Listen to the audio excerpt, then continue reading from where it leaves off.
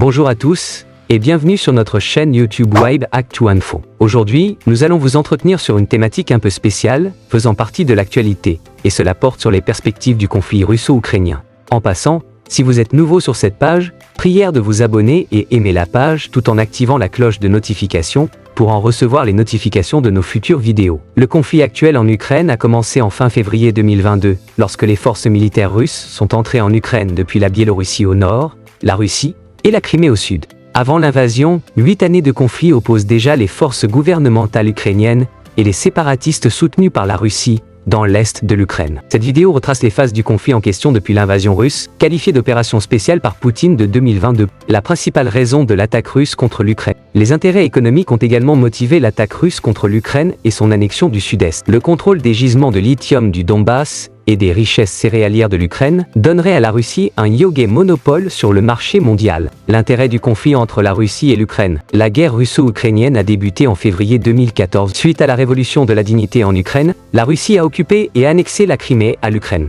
Elle a ensuite soutenu les paramilitaires russes qui ont déclenché une guerre dans la région orientale du Donbass contre l'armée ukrainienne. En 2018, l'Ukraine a déclaré la région occupée par la Russie. L'invasion de l'Ukraine par la Russie a marqué une escalade dramatique dans un conflit vieux de 8 ans, déclenché par l'annexion de la Crimée par la Russie, et a marqué un tournant historique pour la sécurité européenne. Un an après le début des combats, de nombreux analystes de la défense et de la politique étrangère considèrent cette guerre comme une erreur stratégique majeure du président russe, Vladimir Poutine, vu la situation sur le terrain de guerre. La place des États-Unis en Ukraine. Les États-Unis ont établi des relations diplomatiques avec l'Ukraine en 1991, après son indépendance de l'Union soviétique. Les États-Unis attachent une grande importance à la réussite de la transition de l'Ukraine vers un État démocratique moderne, doté d'une économie de marché florissante. De nombreux observateurs voient peu de chances de résolution diplomatique dans les mois à venir et reconnaissent plutôt le risque d'une dangereuse escalade, qui pourrait inclure l'utilisation de l'arme nucléaire par la Russie. C'est l'une des principales raisons pour lesquelles les tensions sont si vives. La Russie résiste depuis longtemps à l'adhésion de l'Ukraine à l'Union européenne, mais la géographie est également un facteur déterminant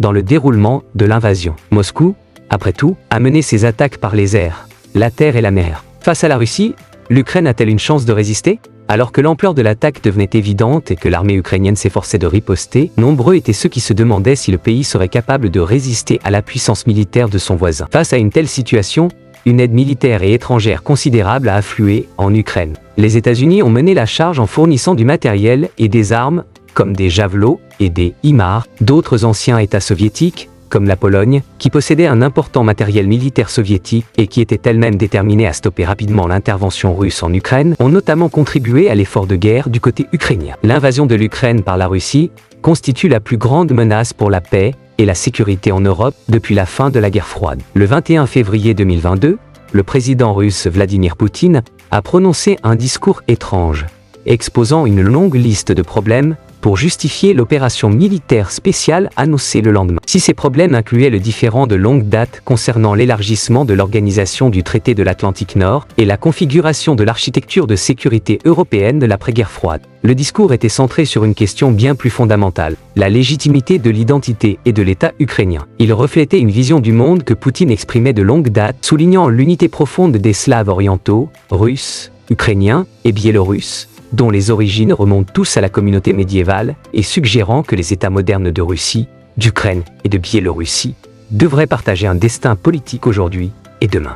La Russie considère l'Occident comme faible et une Europe en difficulté économique, politique et sociale, et affirme qu'il est temps de retrouver sa force et son prestige d'antan. Elle s'en est tirée avec les victoires de 2008 en Géorgie, 2014 en Ukraine. Alors Poutine, utilisant le récit des nazis en Ukraine, décide d'envoyer des troupes en Espagne. La deuxième armée du monde est malmenée, vraiment malmenée. Pour remettre les choses en perspective, près de 15 000 soldats soviétiques sont morts en Afghanistan dans les années 80, et ce fut un coup dur pour la légitimité de l'Union soviétique. Cela s'est produit pendant plus de 10 ans. La dernière estimation du nombre de morts en Ukraine est encore non rendue publique par le régime de Kiev.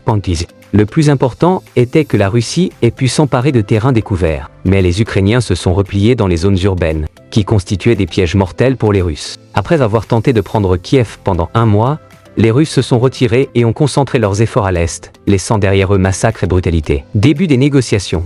Les négociateurs américains et russes se sont réunis à Riyad pour discuter d'un cessez-le-feu maritime en mer Noire. Ces discussions à huis clos font suite aux consultations des États-Unis avec une délégation ukrainienne sur la stabilisation des lignes de front et la mise en œuvre d'un projet d'armistice de 30 jours. Le porte-parole du Kremlin, Dmitry Peskov, a souligné la portée limitée des discussions, notant que de nombreux aspects d'un cessez-le-feu restent à régler. Confrontée aux attaques de drones ukrainiens, la Russie a éloigné sa flotte de la mer Noire de la ville portuaire de Sébastopol en Crimée, tout en poursuivant ses frappes sur les ports ukrainiens. Les voies maritimes traversant les eaux territoriales des membres de l'OTAN restent vitales pour les exportations ukrainiennes. La Maison-Blanche a annoncé que la Russie et l'Ukraine avaient convenu d'un cessez-le-feu provisoire dans la région de la mer Noire, fruit de 3 jours de négociations à Riyad, marquant le dernier effort américain en date pour négocier la fin de la guerre en Ukraine. Moscou et Kiev ont convenu d'éliminer le recours à la force et d'empêcher l'utilisation de navires commerciaux à des fins militaires en mer Noire, a indiqué la Maison-Blanche. Des habitants observent un appartement endommagé après une attaque de drones russes à Kiev, en Ukraine, le 23 mars dernier. La phase des négociations. Les États-Unis et la Russie mènent des négociations en Arabie Saoudite sur un cessez-le-feu en mer Noire. Ce qui est moins clair, quand le cessez-le-feu partiel entrerait en vigueur. Dans un communiqué, le Kremlin a exposé les obstacles spécifiques au commerce agricole liés aux sanctions qui devraient être résolues, notamment le rétablissement de l'accès au système de paiement international SWIFT pour la Banque agricole d'État russe, l'entretien des navires russes dans les ports étrangers et la baisse des tarifs pour les compagnies d'assurance travaillant avec des marchandises russes. Washington reste déterminé à aider l'Ukraine à restituer les enfants, les civils et les prisonniers de guerre détenus par la Russie, indique le communiqué. La proposition de cesser le feu de la Maison-Blanche en mer Noire s'appuie sur les efforts déployés la semaine dernière pour convaincre l'Ukraine et la Russie de suspendre leurs attaques contre les infrastructures énergétiques pendant 30 jours. Cet accord a également peiné à remplir sa mission. L'administration Trump fait pression pour une résolution diplomatique du conflit russo-ukrainien par la voie la moins diplomatique possible. Mercredi dernier, le vice-président J.D. Vance a présenté une proposition de paix américaine en termes très clairs. Nous avons adressé une proposition très explicite aux Russes et aux Ukrainiens, a-t-il déclaré, et il est temps pour eux d'accepter ou pour les États-Unis de se retirer de ce processus. Moscou et Kiev se sont mutuellement accusés à plusieurs reprises de violer l'accord, tandis que les deux parties ont poursuivi leurs attaques contre des cibles non couvertes par l'accord. Et pour conclure, si cette vidéo vous est intéressante, priez d'aimer et de laisser votre opinion au niveau des commentaires. Merci.